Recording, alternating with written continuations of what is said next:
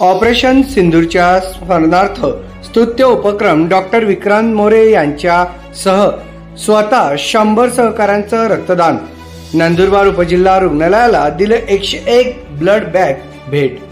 नुकताच पहलगाम येथे अतिशय क्रूर पद्धतीने दुर्दैवी दहशतवादी हल्ला झाला। या हल्ल्यात भारतातील विविध राज्यातील एकूण 27 नागरिकांचा दुर्दैवी अंत झाला। सदर घटनेमुळे संबंध जगामध्ये हळहळ व्यक्त करण्यात आली।